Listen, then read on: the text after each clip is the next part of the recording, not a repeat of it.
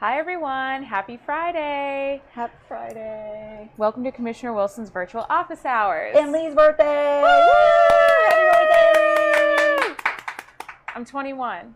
And so, what does every girl dream of for her 21st birthday is to go out and relabel Storm drains. Storm drains. So that's what we wanted to make her dreams come true. Yes. Well, first before we get into that, because it was a sweat ball of fun. Really fun. I want to introduce Hannah Guttner, who's here. Hannah, do you want to talk a little bit about yourself? This is the first time the camera has witnessed your beautiful face. As an intern. Well, actually, no. As an intern, as a paid person. Yes. Wow, that is hard to believe. Yeah, I am Commissioner Wilson's policy aide and researcher. So I'm joining today for a few fun facts, and I'm very excited to be here. Yes. I could not be any more thrilled about anything than about her being here and about Lee Perry being born on this day 21 years ago. Woo! 20. Just turned 21. It is for me. I'm just so grateful. And I think about how much we go through in a week and how critical all the little nuts and bolts and pieces. And Hannah, it is like the perfect fit for you. And you are really, really good at finding You're my birthday gift. You guys are my birthday gifts. So just so that you understand what Hannah does behind the scenes. So many of you email district1@ocfl.net, and I handle a lot of the constituent services. But if it's something that's coming down the line for review that's coming to the BCC, Hannah is getting way ahead on all those developments, and she's the one that I'll put you in the direction to because she's a brilliant, brilliant researcher. Yeah, and if you really want to put yourself in the mood to fall asleep fast, sometime bust out the Orange County Code or our comprehensive plan. These are very dense and very difficult sometimes guidelines that we have to use. They're laws that we use every day, and then we update them. So understanding where they've been, what we're looking at on a Tuesday when we're looking to change any of that language, it's critical. And so having all that information at our fingertips and understanding every decision that we make, how important it is, really, really makes me so grateful for her. So let's talk about why we look a little sweaty and why we're in cash clothes. That's right. This isn't just beach hair. So today we went and did a storm drain labeling event out at Big Sand Lake. And the reason why is because a lot of trash and a lot of debris goes into the storm drains and ends up going into Big Sand Lake. And water quality just so happens to be one of Commissioner Wilson's biggest priorities. This sort of piggybacks on just like a general, I feel like, public education moment, which is, really we're very, very fortunate to live in a society where so much of the underpinnings of it are out of sight, out of mind. We flush, it goes away. We turn on the water, it's there. Our roads clear because we have drainage, and we have these really beautiful waterways that are sometimes very negatively impacted by what comes down those drains. And I think it's not usually a malicious thing when the wrong things come down there. I think it's a lot of times because people don't know. And so if you're hearing this and you have a lawn crew, let them know, stay away from the drainage ditch, what do you call it, culvert, because that is going out to your local body of water, which means that your family is potentially swimming in whatever they're blowing or raking down today, swimming there on Saturday. So it's just an important thing to make those connections. Awesome. Well, we have a lot to go over today, so let's just jump right in. First and foremost, COVID updates. So I wish I had good news. I don't. It's been really, really tough to get my brain around this because we got a vaccine. It is overwhelmingly effective and safe, and yet our percentage of positive cases continues to go up here in Orange County and across the country in certain areas. And we knew that if we could get to a certain overall percentage of vaccinated people, that we would really be in the safe zone. We didn't quite get there, and so what we're seeing now is an uptick in hospitalizations and an uptick in positive cases. These are, from Orange County anyway, at the last report, all unvaccinated people who are getting sick and dying. So I think the fear that people may have about this vaccine being new should really be overshadowed by the overwhelming evidence and data that the vaccine is saving lives. The people who are sick and dying right now are the unvaccinated. And the part that really scares me, and that I really want to make sure I'm expressing, my anxiety for, this set of people, are the people who cannot get vaccinated, our young people, our children. And they're getting sick.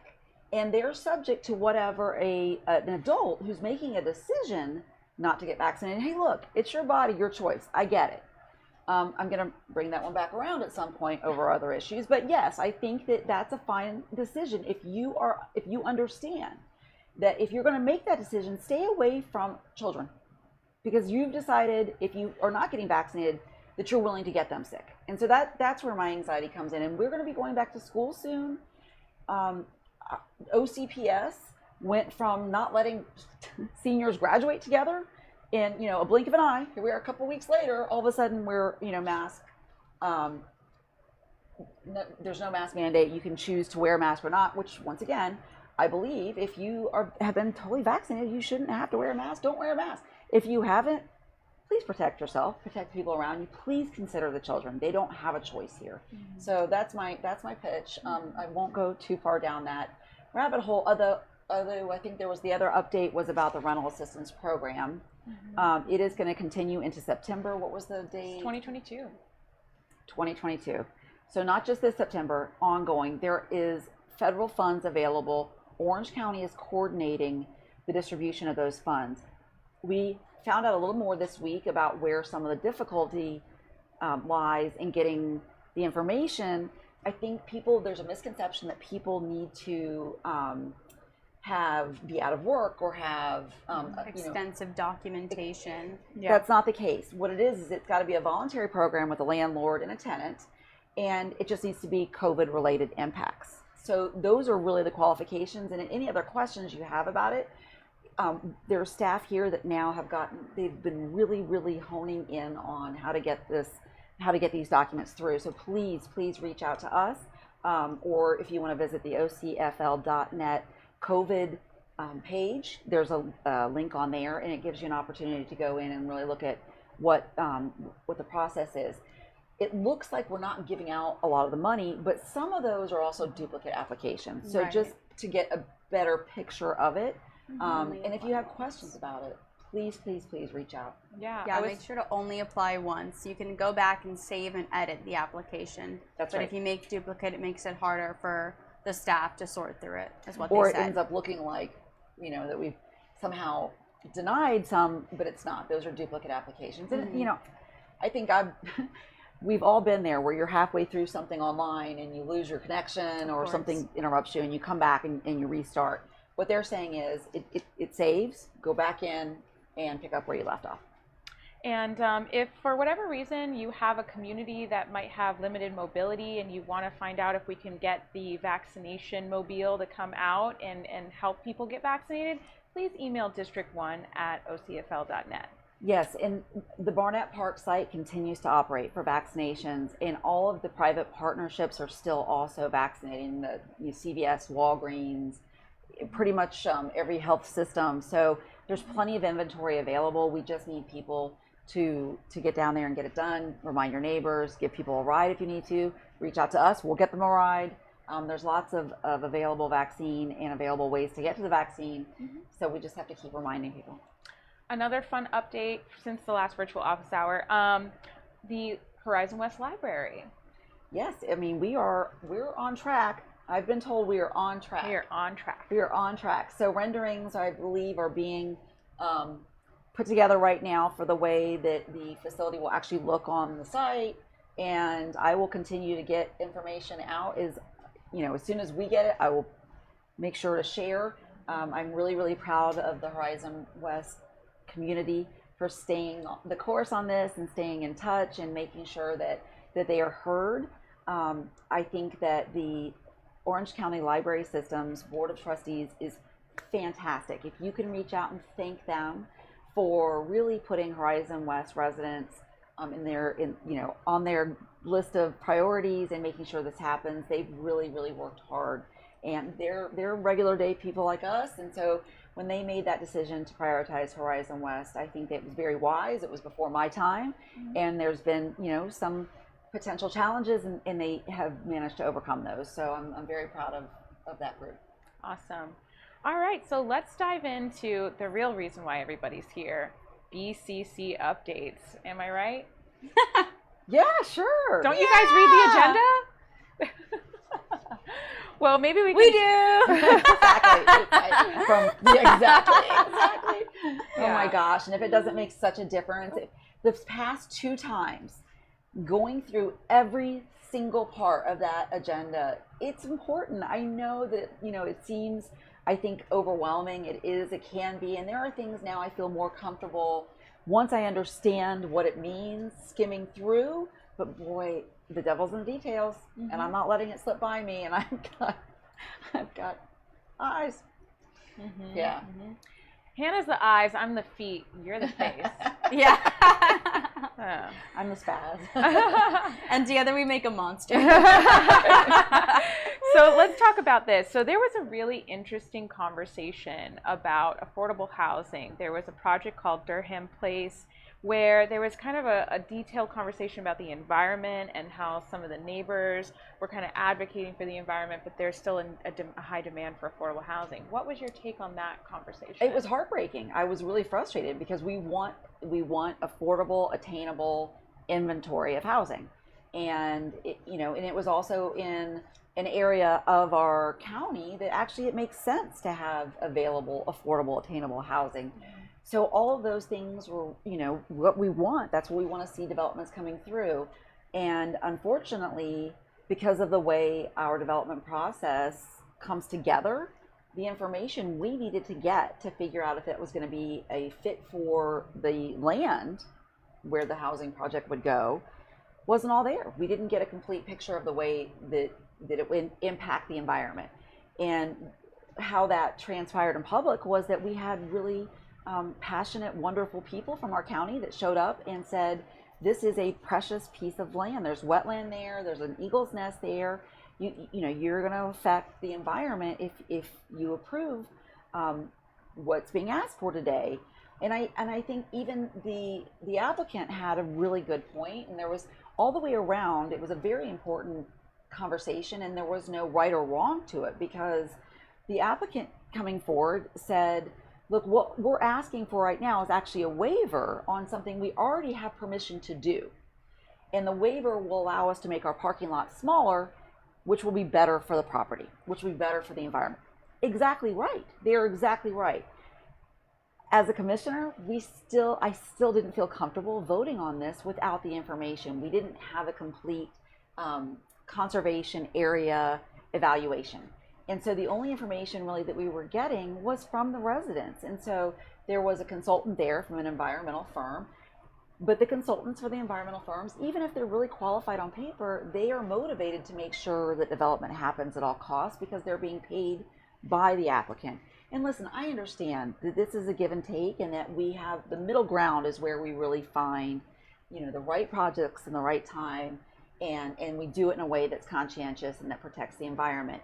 This was presented to us with an incomplete picture of what was going to happen to the wetland there, an incomplete picture of what was actually a wildlife, a potential wildlife corridor or their habitat. So there was consensus among the commissioners to bring it back. And once that was completed, I felt terrible because I understand that time is money and that the applicant has a very understandable position to want to get it done sooner rather than later because it's a process. But that doesn't change that the process itself put us in that position. And I tried to highlight that we were put in a very difficult position, because hearing from a community that is concerned about the environment and having no real evidence to say this shouldn't be your concern, it's going to be okay. And that's what we were asked to do. So I refuse to believe that we have to decide or make a choice between affordable housing and our air and our water and our ecosystems. We can do both. We are smart. We've got, we have the understanding and the know-how for development in an ecologically sensitive way. So just being very conscientious and aware of that. And I believe seeing the board make a determination in a whole like that should make everyone feel really good about the scrutiny, and that maybe that's changing. I don't know if this time last year if that scrutiny would have been there. So Um, it was frustrating, but at the same time, I feel really positive about the way that it was looked at, and hopefully that process will, in future code updates get fixed, and that's my goal. This is a symptom that democracy works. That's what it feels like. Democracy works, and that processes are oftentimes where we can fix things. It wouldn't be an expensive fix to make sure that we have an entire wetland assessment before we ever get to any stage of development. And that's really what we're looking for.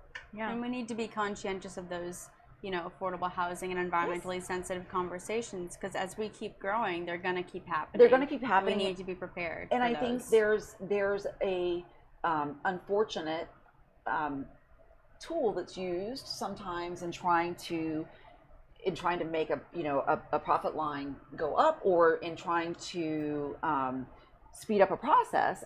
One of the tools that we hear oftentimes is, oh, well, the environmental project or the environmental protection is somehow going to affect affordable housing. Well, I'm here to tell you that that's not the case. That there's nothing that would have prevented this from going forward if we'd had all the information.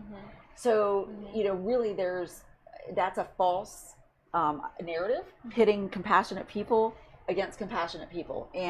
And we should be able to figure out how to house people and how to protect our environment. And those things, being aware of that and understanding that where we put the density and how we grow and what the development looks like it's the answer. And we know how to do it. We just have to be conscientious of those projects as they come through. Yeah, there's actually two subtopics that I think are tied to this. One is annexations, and working that system, but still keeping those checks and balances in place. This is something that I'm learning more about every day, and I continue to research and dig, and we're going to continue to meet with our municipal partners. A county is so you've got, your federal government, you've got your state government, you've got your county government, and then you have your municipalities. There are people that don't have a municipal government, that the county, they're unincorporated Orange County residents, and then this is their point of contact. There are people who have this as a point of contact at a municipality, people in Ocoee, Oakland, Winter Garden, Windermere, and we love our municipal partners. We also have to be really careful about making sure we're being consistent, and especially when it comes to development. And one of the patterns that has come to light since I've been here that we've seen is that the review standards for some of these developments that go through are not the same for each municipality as they are for the county, and especially when it comes to environmentally sensitive lands or wetlands. And unfortunately, if you think about the overall regional impact of wetland destruction, and understanding that it wouldn't just affect that municipality, that it could affect, the entire region. And, I will tell you to Google Houston floods if you want to know what I'm talking about, means that we have to be consistent across the county. And so, one of the things that we're really bringing forward as a big goal from this office is to make sure that the review process for those wetlands, and especially, in environmentally sensitive spaces or in corridors that are critical, that we're being consistent throughout those municipalities. Now, if that, affects the way annexation looks, we don't know yet, and I'm learning more about. There's a very patchwork current annexation map, and so piecing together how those decisions are made and why and when and where is part of the work that we're doing right now. And how does, because I know this conversation is coming back on July 27th, but when we hear the word impact fees, maybe you can break down in that entire process how impact fees play a role. Absolutely. So an impact fee is one of the few taxes out there that I believe is actually descriptive in the name, because sometimes you think about taxes and it seems really hard to understand, or the structures, but it's literally paying for the impact of whatever the development is. So each home, each retail store, each whatever it is, if there is something new, that there's a fee that goes back to the people that are there that offsets that development or that growth. Our impact fees are broken up into different buckets, if you will, for roads, for law enforcement, for schools. And so they're really important to make sure that the existing residents aren't absorbing those costs, that can be astronomical, as we're seeing, for the new growth. And so it's basically a pay-as-we-grow system impact fees are.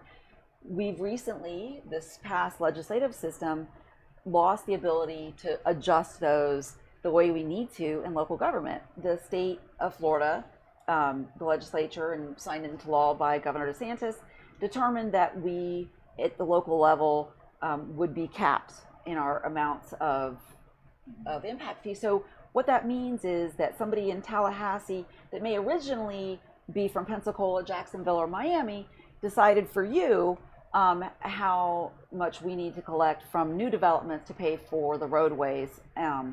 It's frustrating for us here because I believe we really know what our residents are going through when they try to, use a sidewalk that ends for no good reason, or that their schools are made up mostly of modulars, portables. And so if your state lawmaker was one of the ones that voted on that impact fee law, fire them the next chance you get. I mean, I don't know what else to say except for that local government should be across the board the place where impact fees are determined. We know what kind of infrastructure is deficient. We know what kind of infrastructure is needed. This ties into the new fire stations that were discussed in our budget. And I'm sorry to skip ahead a little bit, but thank goodness we had in place what we needed to collect. We have 3 fire stations that are coming up in the Horizon West area, just in Horizon West.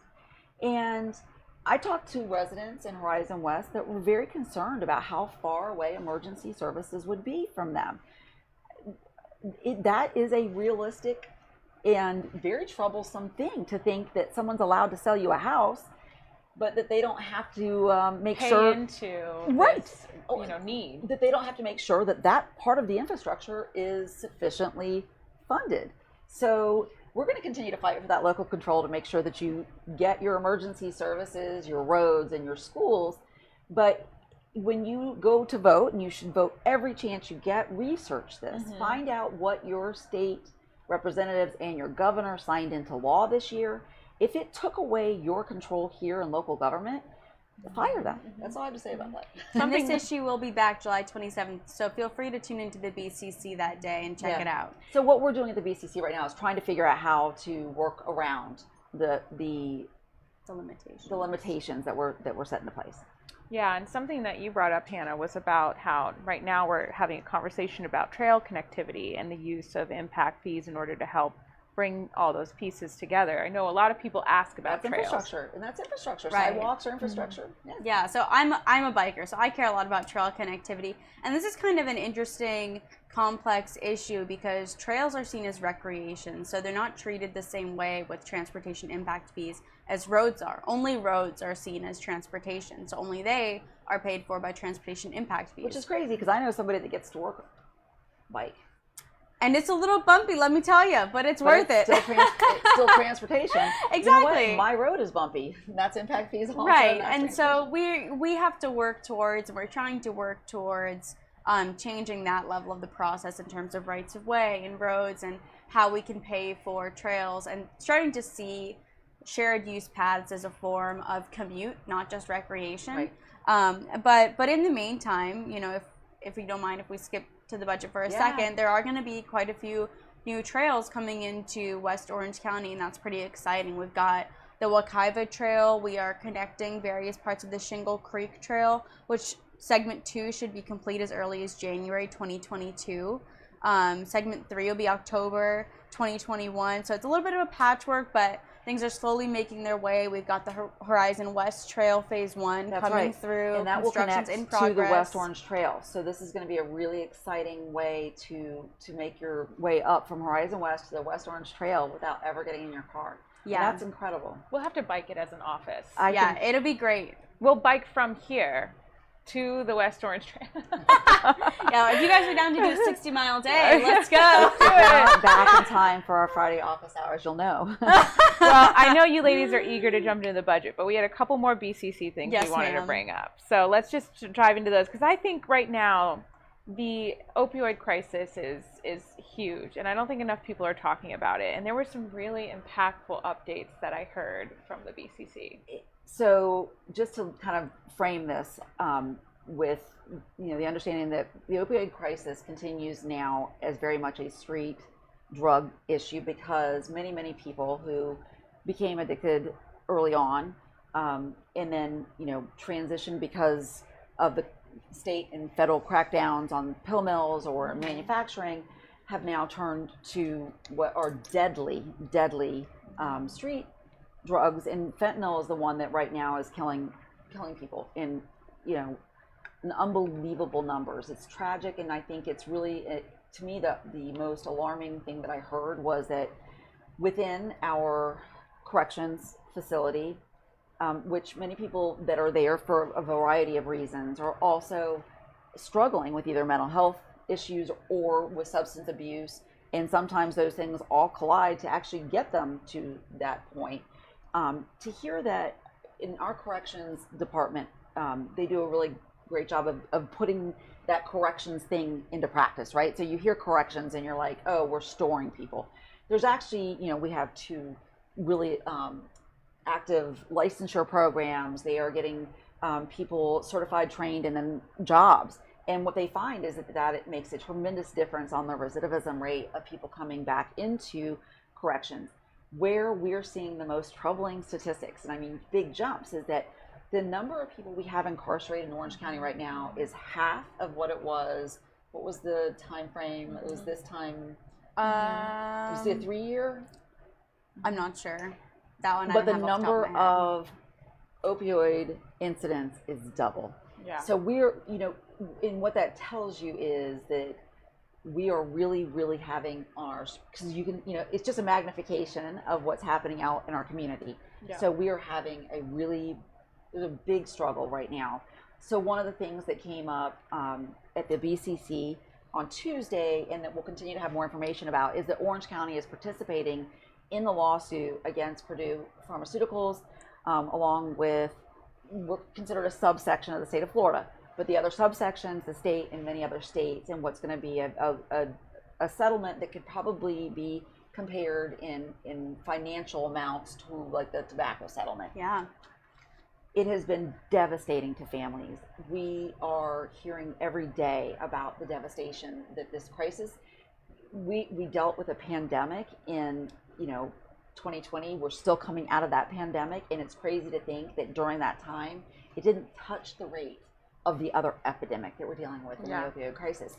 And in what research has shown, which gives us evidence, which then goes to court, and then the judge says, yeah, actually Purdue Pharma, you might need to pay on this, is that what the tipping point was were the prescribing guidelines for some of these pain medications and the way that the manufacturing and distribution took place. So, hopefully that money, and from what it looks like, will go directly into treatment, into training, into medical interventions, and housing. Did you bring up also that there's a syringe program, or is that not going to come from this lawsuit? It's actually a completely different program that we're running. Well, it's actually it's a private-public partnership through our health services department, and that actually is in conjunction with trying to make sure that, we talk about COVID every week.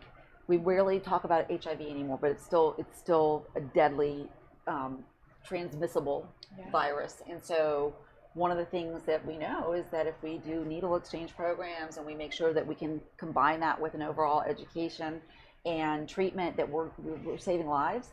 So there's oh my gosh, I'm going to mess this up again. Public-private partnership under our health services department that will continue to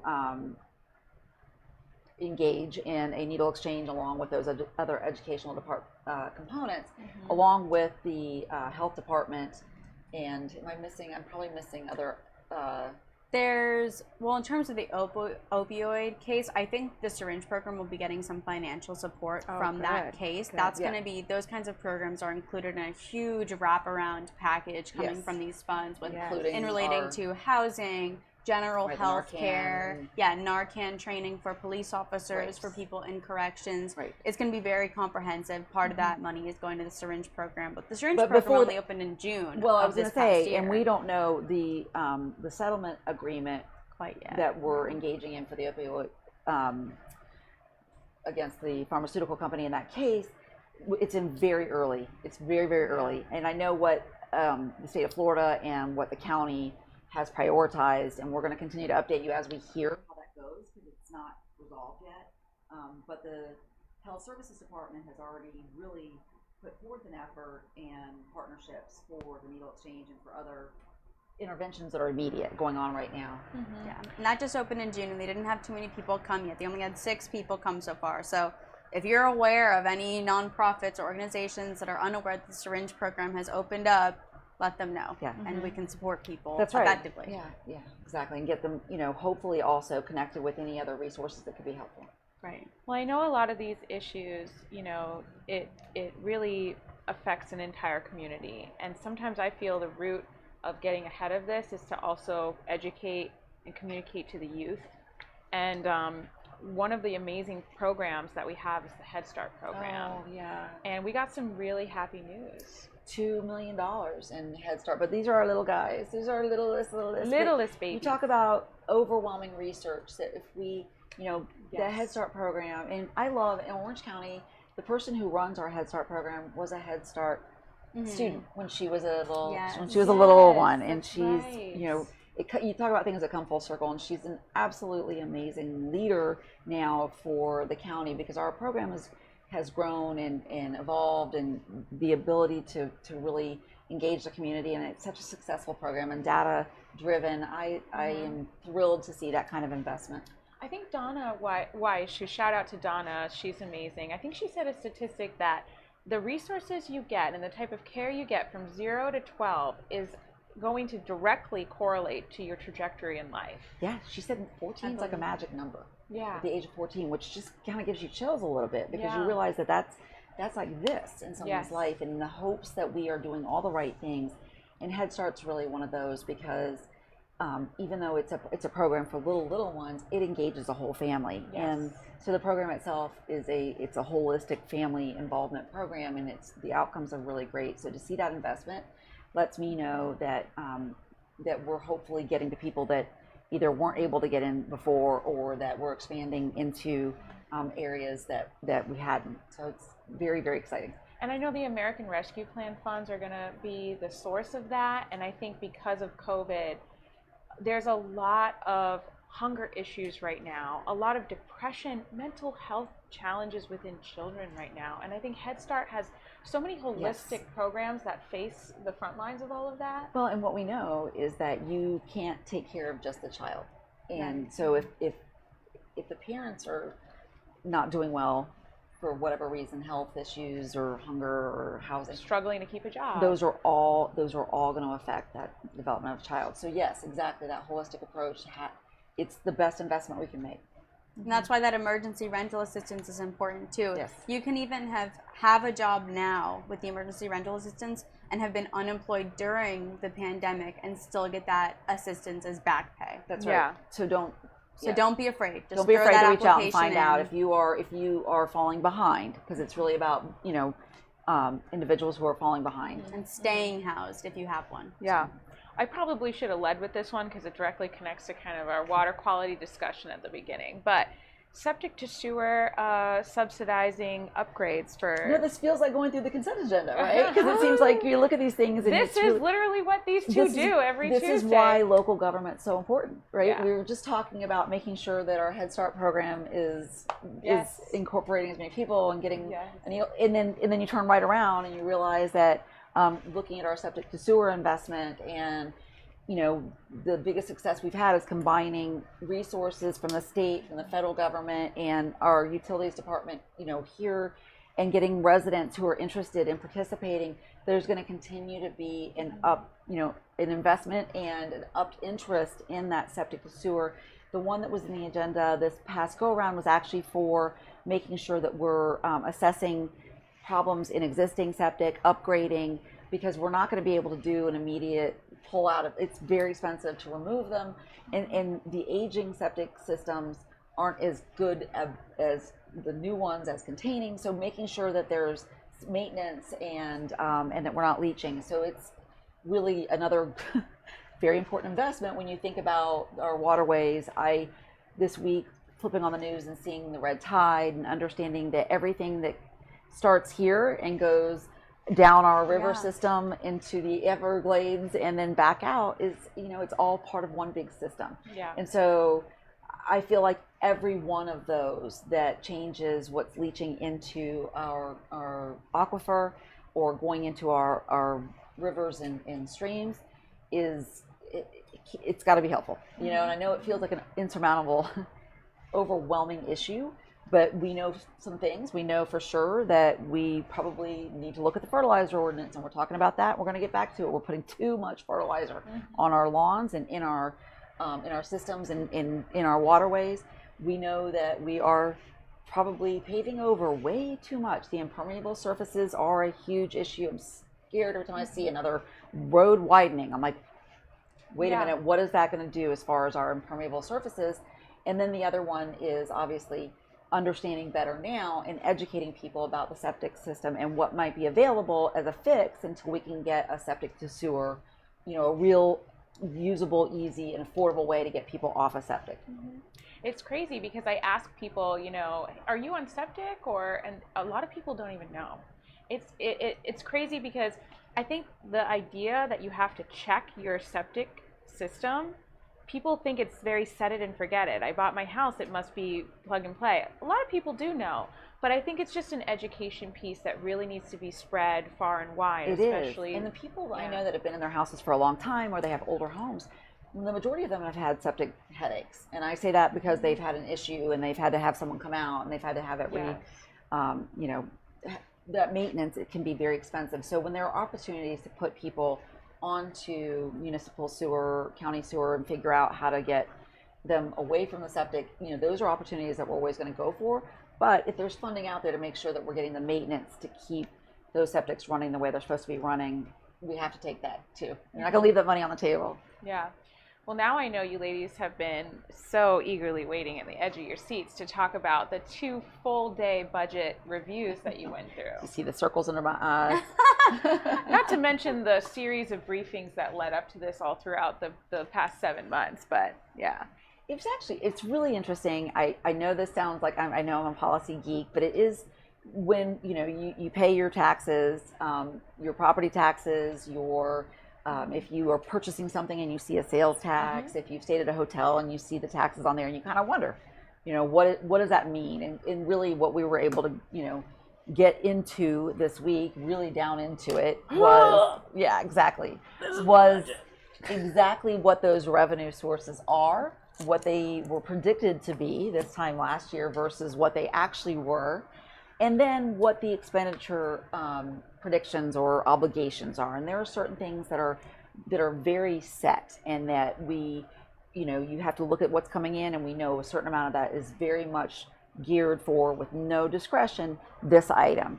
And then there's some things that have to be changed, and as our population grows, and staffing needs change, and our society changes, so what that looks like every year is going to change what's in this binder and what's in the budget. So that's what this week was, and I couldn't have done it without Hannah. There was just a lot of information to go through, to come in and understand, going into making a decision or having some input when a department comes forward with what they see as their priorities. It's on us to do our homework and find out, what did this look like a few years ago? How far have we come? What investments have we made, and where do we want to go? And so I consider everything that I've heard from our residents. I consider the research that comes in from Hannah and from the any other sources we get, and then I listen to also what the departments, their experience has been. They're the experts, and so there's a lot of information to sort through. And Orange County, it's amazing how many services there are. Our departments are wide. I think of health services doing everything from to me, the idea of under the same roof, if you will, budget-wise, making sure that our animal shelter is up and running, and also making sure that if someone can't afford a funeral, that we can take care of them. And that's under the same roof, and everything in between. So it's a very complex budget, but it's really interesting. So well, maybe we can just talk a little bit about the basics. Like, how does each department form a budget, and then how do they submit and then submit a budget before approval? Maybe we could talk a little bit about that. Well, I mean, it goes from year to year. So, obviously, much like all the budgets out in the world, whether you work in a company that does a large one or a small scale one, or you do one for your family, you have a financial year that you look at, and you try to determine ahead of time what things are going to cost so that you know what you need to put your revenue sources to, and then it's not perfect. So going into 2020, I don't think anybody could have predicted what the revenue differences were going to look like. And then coming out of the pandemic, predicting what we were this time last year when they came in and saying, we think it's going to be here, but it's here or here.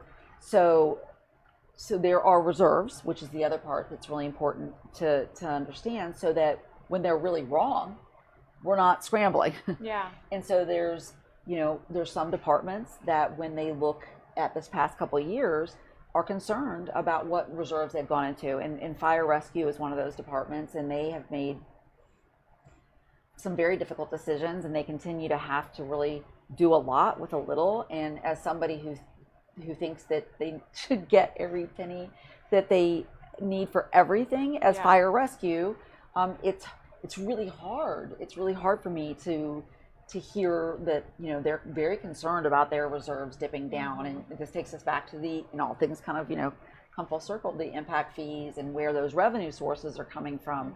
And we all really just need to consider what our priorities are when we have a conversation about our tax base, and that we don't have a stable tax base. And fire rescue shouldn't be negotiable. So to hear that they are in their reserves and that they're decreasing is alarming. Yeah. They do an amazing job here being very, very cautious when budgeting. There was a hiring freeze. Yeah, it has to be balanced by state statute. It has to be balanced. So there's a lot that goes into it. And I think there were places that I could see, I thought could be improved, but most of it was process, not necessarily performance. And I don't know if that makes sense, but the idea of some of the processes that we go through, not necessarily in this date and time, sometimes those aren't what we needed 10, 15 years ago. And so knowing that this is a working, living document that sort of goes year to year. Yeah. And that they should update and change based on the way that our demographic has changed and how we're growing.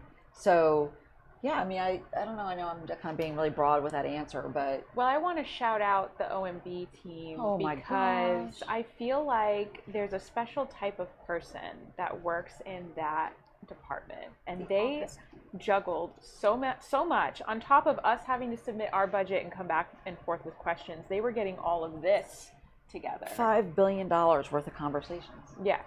So conversations. So that breaks down to pennies. And so there is an unbelievable amount of time and effort that goes into that. And I certainly hope that very small, overworked team is going to the beach this weekend, because this week was their show. And really, any question that anybody had that we had, the answer was like this. I was so impressed. Darren Gray, who is a deputy county administrator here, who also worked on the budget, who could answer things, that like details and break it down for someone like me who doesn't really have a good mind for the way a budget breaks out and the way it looks as a new commissioner and coming into something where fresh eyes is good, but I also need to know where we came from. So I shout out to that amazing and all team. county staff. Let me tell you, I ask a lot of questions, and they answered them very thoroughly in a sum total of like a 7-page response to an email I sent. Yes. So they're ready to go. patient. And as hard as it was for full me of expertise to sit through the budget briefings and the budget discussion, the budget agenda this week, can you imagine being on their side where, that was also sitting through it, but it was presenting and explaining, why there's a change and how that, because they get grilled. There was a grilling on these, and there were times that, I kind of had that thought that I have every so often on Tuesday where I knew the answer because the answer was given to us in our briefing, so I didn't understand why some of the other people were asking the question, but they always answered with, the most comprehensive, answers about why that change or increase or decrease was there. And so, yeah, the process is rigorous. Yeah. And we learned a lot about how inflexible some of those spending lines are. There are certain revenue sources that have to be spent certain ways, and that isn't, those aren't flexible. So I think it's really an important thing for the public to know that should make you feel safe, that there's some things that can't just go away overnight as far as the services and the way that those things are funded, but also that when you wonder why it's done this way, it's because of either legislative constraints, either state, local, or federal. So let's talk a little bit about where this money, so $5 billion sounds like a lot of money. Maybe you can paint a picture for where those funds are distributed and what's restricted and what's not. Yeah, I wish I had a chance to. Well, the way I look at it is like, wow, $5 billion, does that mean we can just throw all that money into things that are at the top priority of the people, or like how they actually prioritize what buckets that goes into? Well, no, yeah, and I was to say a huge part of that is restricted, and that's what I was saying about the ability to, scramble the deck, if you will, it's not there. And like I said, I think that should make you feel safe in a way, but also in a way the frustrations lie in some of that. When there is a need that arises that wasn't anticipated, when the revenue source was identified as a specific revenue source for that item. Yes.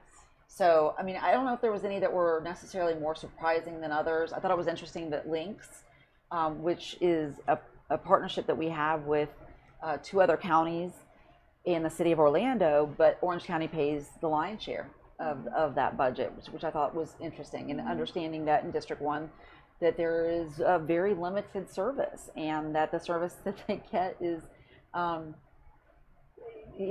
haven't been able to see yet what the plans are for the areas that are growing. And so that was one of the conversations we had going into that, understanding that you're paying, into a big chunk of their budget. We'll be reviewing those. We're going to be reviewing those this week. What were some other ones that you thought were more of a I think some interesting things that are taken for granted. There's a median tree program. So on Conroy, Windermere Road, Palm Parkway, and Turkey Lake, where those big 4 to 6 lane roads, we're going to be planting big trees in the middle, hopefully slow down traffic, beautify it a little bit. Funding for the bike trails is very exciting. I think one of the so we're going through, so that's Parks and Rec, which, yeah, I was going to say, I was thinking about the overall big buckets that. Oh, yeah.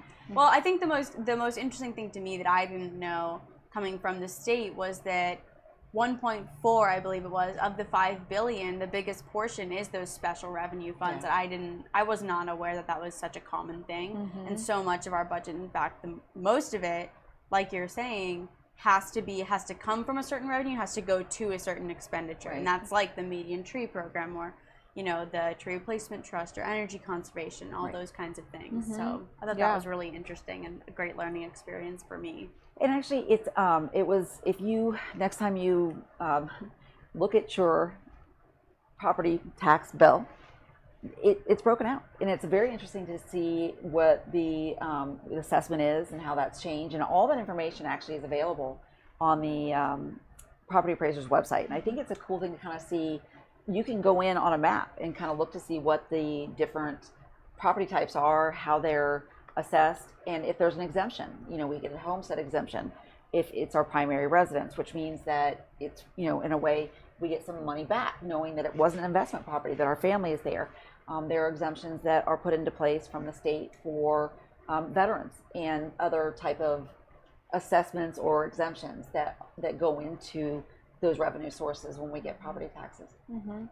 Some things of note, I think I really appreciate the fact that there are certain departments who are redesignating their budget for mental health and for racial intelligence training. Maybe you can talk a little bit about the corrections department. Well, actually, you know what? I'm going to start with the county. So we employ, how many people here? It was like 8,000. Yeah. 8,000 total under the whole 8,000 blanket of the county. So and that includes constitutional officers, the courts, sheriff's department, fire, and the budget item that kind of jumped within Orange County operations was in a big way, the way that we're taking care of Orange County staff, and that, you know, last year everything got hit pause. There wasn't raises for people, so there'll be an included raise, and the healthcare investment by the county and county employees went up, which they started a program for county employees, mental health and wellness and overall physical wellness, which was an investment. But I think, you know, we all know that if you're not well, then you know, whether you're a clerk of the court, you know, employee, or that you're working, you know, at our parks, wherever it is, that mental health issues and overall health and well-being are critical investments. So I loved seeing that as somebody who's now, you know, part of the county government, that investment is a priority for everybody here. So seeing that investment was great. I think seeing the ones that, I think I didn't get a chance to read the article yet, but there was a headline today about the sheriff's budget increase. And I think it's important to note, when you see any of the constitutional officers, which are the other people you elected, so that's our clerk of the court, that's our comptroller, that's our tax assessor, and our tax collector, and our property appraiser.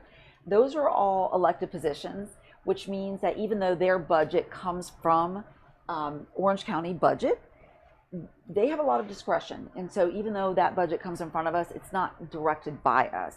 And they did a great job of breaking out the way those things were laid out for us, so I understand a little better, because I think we do have an obligation to explain it to the public. And the sheriff's department came forward with their budget, explaining that their hiring of deputies and training, the number went up because our population went up. So the actual ratio of residents to deputies and to staff in that department is the same. It's just that as our numbers go up, we've got just the same way that we have to build more fire departments. So the average number of residents that, you know, we have for every patrol isn't going to change. I thought the discretionary or increase in funding for training, and to your point about implicit and explicit bias, is an investment we have to make. You've got to make that investment. I know if it comes under the sheriff's, it's still going to be scrutinized as the sheriff budget going up, and, you know, I understand people's concern about that. That's why we look at it. That's why I looked at every line. That's why we wanted to see. Another big jump was actually in training and understanding that there was an investment in making sure that there was above and beyond what the standard is for deputy training as a recruit.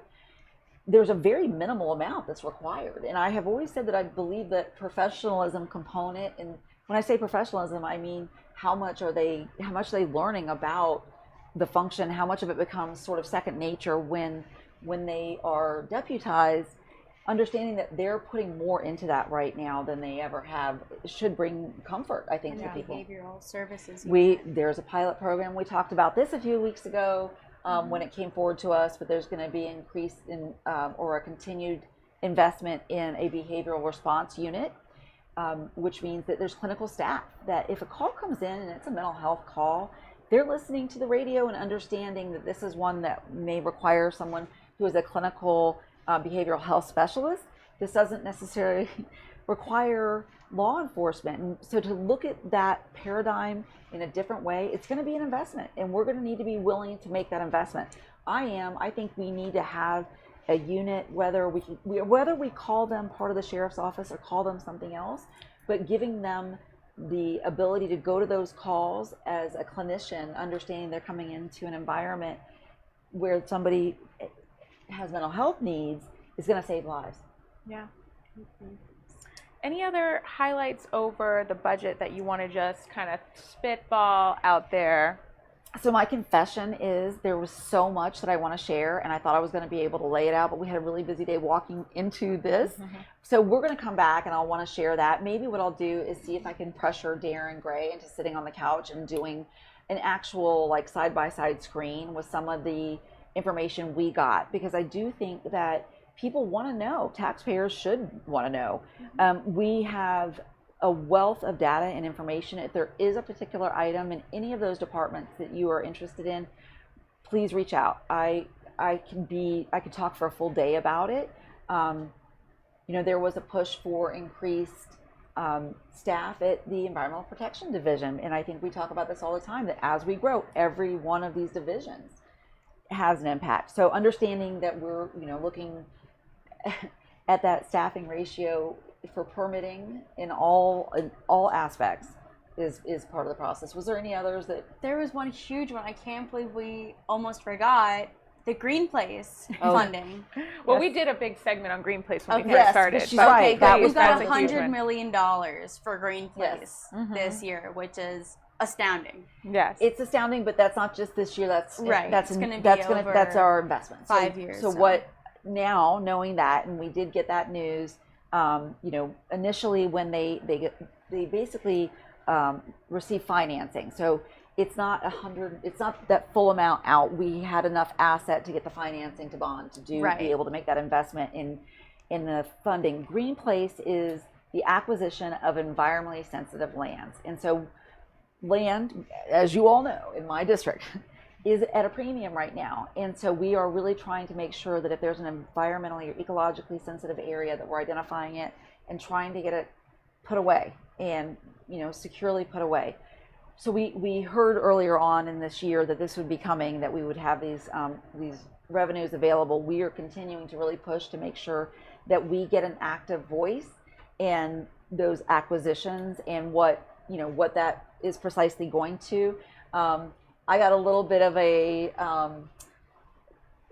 alarm when I was looking through the way that Green Place funding was breaking out, that part of the next line said something about a parking place, and I said, wait a minute, this is an acquisition. The Green Place funding is for environmentally sensitive land acquisition. That should be a land transfer, which looks very different than what we do when we're trying to amenitize a park. And don't get me wrong, I think we should amenitize our parks, right? They should be accessible. But a park amenity and the budget for a park amenity shouldn't be convoluted with the acquisition funds for environmentally sensitive land. So I got my eye on that. That is awesome. I hope that there can be more conversations about this and that we continue to prioritize our natural lands. Just wrapping up, something huge that you have coming down the line that I know we got a wave of emails about is that you're going to be going to Hunters Creek for one of their community meetings on August 3rd at 7 o'clock. Maybe you can talk a little bit about some of the feedback we've had from the community. I love Hunters Creek. It's such a beautiful community, and the residents there are so involved, and they really are. It's what you need to make a community feel like a community and not just a neighborhood, are people who care. And Hunters Creek is the perfect example of that. And I want to just say thank you to everyone that does reach out. They are really going through some, twists and turns as far as where they are right now, because Hunters Creek, one of the appeals is that it is centrally located. It's close to a transportation corridor, the 417, which affected them. And they are in the projected path for Brightline high-speed rail from the Orlando airport to Tampa on that Tampa route. And they have understandable concerns and they have understandable worries. And I think that, my role in trying to make sure I'm letting Brightline know, hey, listen to these things can be resolved. There's concern about noise, about decreased property value, and about dust, air pollution. And so knowing that Brightline, which is a private company, and they are doing, from city to city rail. It's not commuter rail. But as a private company, they have the ability and the technology to really make sure that they're doing things the right way. And so my conversations with the people in Hunters Creek are, all right, tell me what your biggest worries are. And then I turn around and my conversations with Brightline are, here's what they're worried about, make it right. Because they should be able to, as a private entity, figure out through design and negotiation with, whatever they need to do to make sure that those people aren't losing any property value, that they're, doing whatever they need to do to make sure that if that is the transportation corridor that is being utilized, that it doesn't negatively impact the residents in Hunters Creek. So we will continue to be, advocates for and conduits of the needs of people in Hunters Creek and the wishes of people in Hunters Creek. I know there's another issue that they're confronting right now, which is that Park Square, a private developer, bought their golf course and closed it. They just woke up one day and it was closed. And so the neighborhood itself really would have loved to have made the investment to purchase the golf course, but they were sort of shut out of that deal. I believe, and I'm absolutely paraphrasing, but I believe that there, some ongoing conversations between the HOA there and the developer. And anytime that I can try to help them, move that message forward and have conversations even in-house and ideas that we're seeing in other areas that maybe can help them figure out how to make sure that what was an asset stays an asset. It may look different, but at the very least, they need to have a say in the way that looks moving forward. Awesome. All right. Well, quick 2 notes. You will get to see the Hunters Creek folks on August 3rd. 2 quick notes. We're switching to Thursdays at 4. So moving forward, it's going to be Thursdays at 4 o'clock. And my marching band friends know why. So they'll be, oh yeah, marching. The commissioner's in a marching band. I am just a volunteer. She plays tuba. I do not. I do not. She'll bring it on the next one. Yeah, I have many friends in marching band, young friends. So and your children, students, my children. Well, I do it for the whole community, though. So I think that it's one of those things that making sure. Yes, I love. Yes, I love. Sorry, I love marching band music. Yes, me too. So Friday Night Lights, right? The drum line. Yes. Woo. Also, for all the people that email about chickens, just so you know, the next chicken hearing, the backyard chicken hearing, will be August 10th. We just did a video. We took a deep dive into all things chickens with our friend JK from UF-IFAS. And so great. Please come out and make your voice heard at 2 o'clock during the public hearing portion of the backyard chicken ordinance. Full disclosure, it may not be exactly 2 o'clock depending what else is on the agenda, but it'll definitely be sometime after 2 But here's p.m. the Bring good a news about that. crossword. Well, no, I was going to say what you can do is, it's live streamed basically on YouTube or on Orange TV. So if you want to just stay tuned in from, your mobile device, wherever you are, and kind of hear how things are going, if there is something else controversial or what looks like it's going to be time consuming on that agenda that day, we will let you know. So keep an eye out for that in our social media feeds and newsletter. Oh, and there will be another deep dive on the Green Place program on August 10th in the morning. Just wanted to give you a heads up on that. Yes. Any closing thoughts? August 10th. August 10th. Any closing thoughts? Do we have any questions? Oh. Okay, you have one question from Andrea Burnett.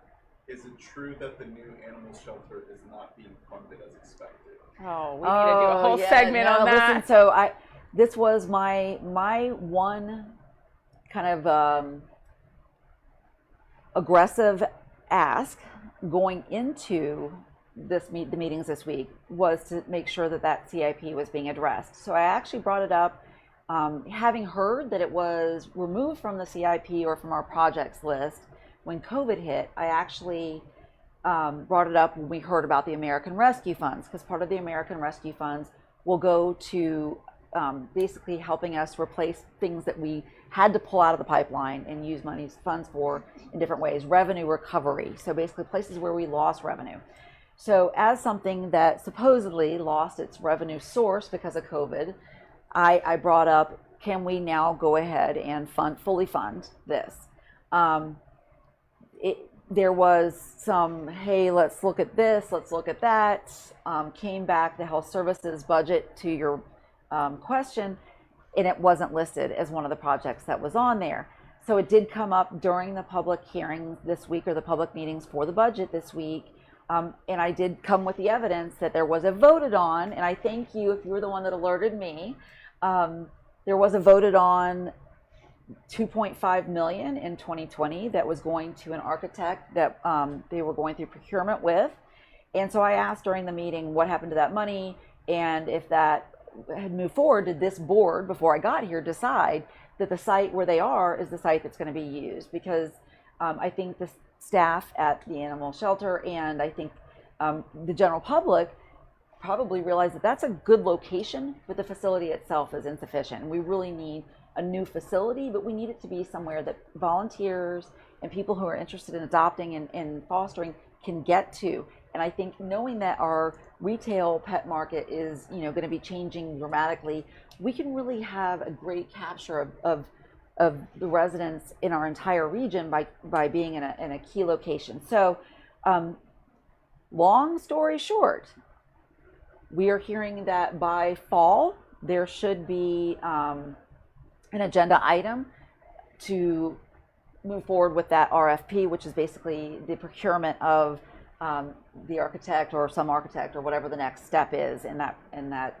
procedure. So if we break ground in 2021, I will feel like that we were heard. I'm going to continue to pester people every day because it has to happen. And if you have any other information really about it, please get it to me, because it was helpful that I got as much information. And when I said, I mean, the good data about the way that some of the things that happened in the past happened, some of the articles that the Orlando Sentinel wrote about when it was first built, that the modeling of this one was the existing shelter really wasn't meant for the type of services it's offering now. So that really communication has been so helpful, and we're going to continue to be major pests until we see that fully ramped up.